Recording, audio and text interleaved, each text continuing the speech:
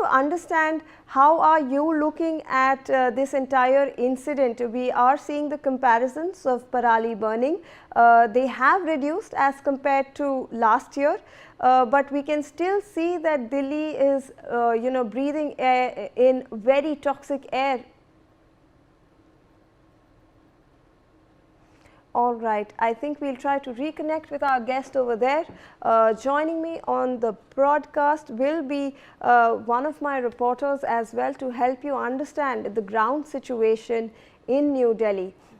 However, viewers, remember that Delhi is currently dealing with a thick blanket of smog, and as you can see on your screens, various areas in New Delhi, ITO, Delhi Hart, RK Puram and Sarojini Nagar, all these areas were completely covered with a thick blanket of smog, and there was very low visibility across various areas in Delhi. Joining me on the broadcast is my colleague Aditya Vadhavan. Aditya, we have just been talking about how various areas in Delhi in fact are seeing a thick blanket of smog, and it's very difficult to breathe in the toxic air currently as the AQI index keeps on increasing. Shivani, if you see, entire Delhi is, engulfed in a thick blanket of smog and haze, everything. This morning when we were filing ground reports from several areas like Anand Vihar, India Gate, Akshardham and New Delhi railway station, we could see the entire areas, all the areas and the adjoining areas were completely engulfed in a cloud of smog. And there were difficulties in breathing. Irritation in eyes was also happening, and indeed, it's a very difficult situation for all the people living in Delhi, especially for the people who have comorbidities like asthma and bronchitis. So they are at the most,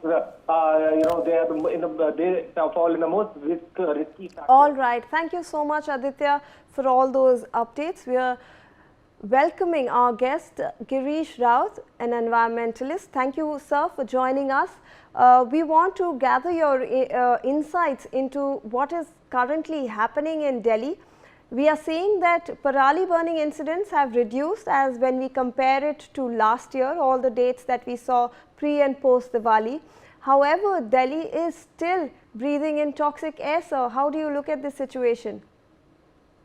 Because of cars everywhere, even in Mumbai or any city, car is responsible. The car is responsible for congestion, traffic congestion, and its capacity is negligible to carry passengers. But car is about 90% or 80% responsible for air pollution in cities and overall on earth also. And parali problem, this pattern of getting crops from this chemical, when we started before 6 years, about 6 years, chemical farming. So they are burning. It's not necessary to burn this thrown out things. It was never burnt in thousands or hundreds of years by farmers. Because they go for chemical farming, it is happening. It is better to go for traditional farming or for natural farming. So it should be converted into natural fertilizer. So this problem will be removed from the roots. So main thing is car, this thing. Mass transportation is necessary, cars should be discarded. All cities like Tirupati and Bogota on earth, they are well known for their traffic management, are running on mass transportation. Mass transportation, mainly bus transit and taxi rickshaw everywhere, or cycle or pedestrian movement. In this country, it's totally wrongly advised since 95 to go for car. It's very wrong. It's very wrong. Car is responsible for 75% of carbon dioxide emission, 40% through its outlet, and 35% because of cars, highways and all those bridges and everything is constructed, and car manufacturing itself. So car is a big pain for, because yesterday there was rain in Mumbai city. It is not our rainy season. So it's unseasonal rain and it is destroying the rabi crops. Actually, kharif crops are already destroyed.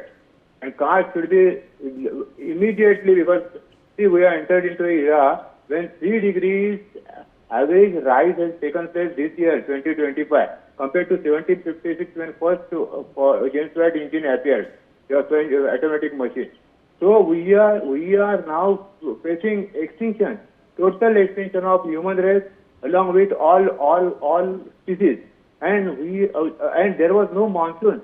I am with all responsibility, I am telling you that this year there was no southwest monsoon. That phenomenon is gone this year after thousands of years. The rainfall which was there was from Bay of Bengal. It was coming from Orissa area and moving across the country towards Rajasthan, Gujarat and Maharashtra. And the two and a half times or 3 times rainfall was there from May. May is not a month of rain, but in May it was 81 millimeter.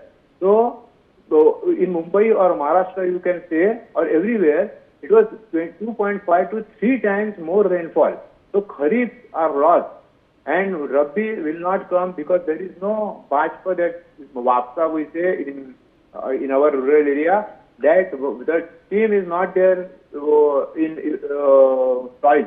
So we are going to a big disaster when the money will play a wrong role.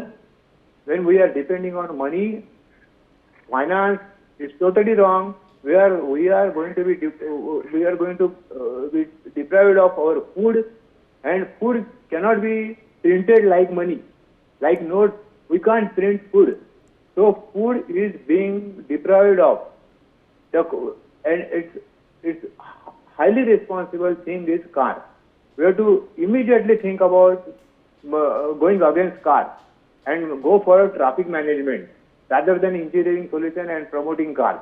It's totally wrong thing which has happened for 30 years in our country.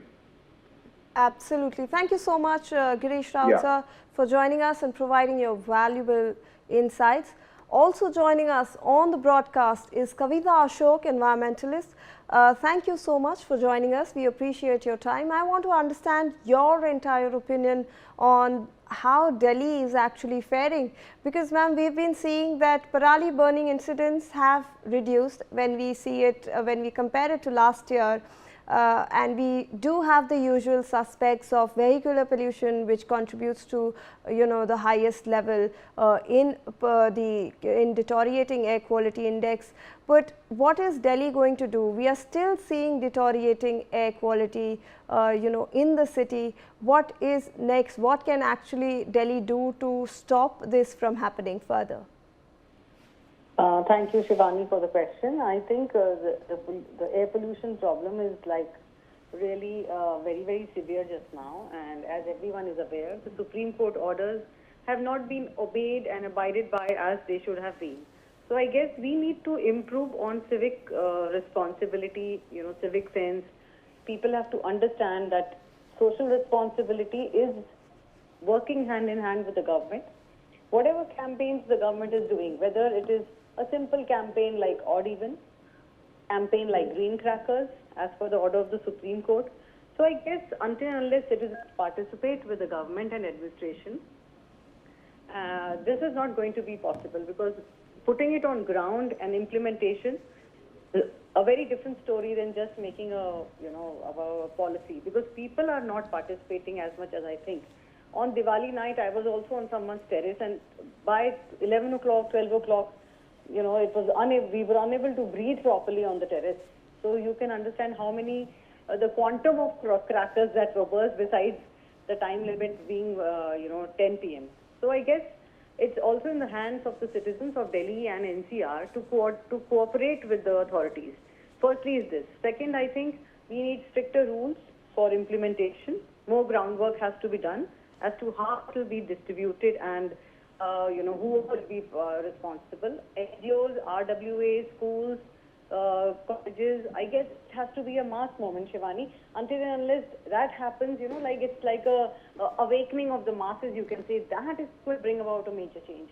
Simple steps like, even if the government takes 3-4 big measures, it's going to make difference in the air pollution. Because people, I, the air you breathe, everyone's breathing the same air. There is no differentiation between an adult and a child here. So the senior people and young children suffer the most. They are hospitalized the most because of low immunity and, they're very tender. So I guess if we want the health in our hands, as they say, it is in our hands to, work for the community. And as for fighting air pollution, participation of people, I think, should be the first step instead of mudslinging at governments and saying they're doing nothing, they're doing nothing. They're doing their bit, but second thing I want to add is the Parali problem, which has to be addressed. It's been hanging in here for the last 10 years.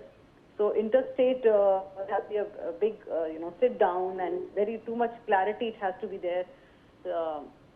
Also, IIT Kanpur and Pusa have come up with substitute ways of, eliminating the stubble burning problem. So we have scientific research, we have the government, the policy, and I think if the people of India, the people of the NCR, pitch in their bit, we should be easily able to solve this problem.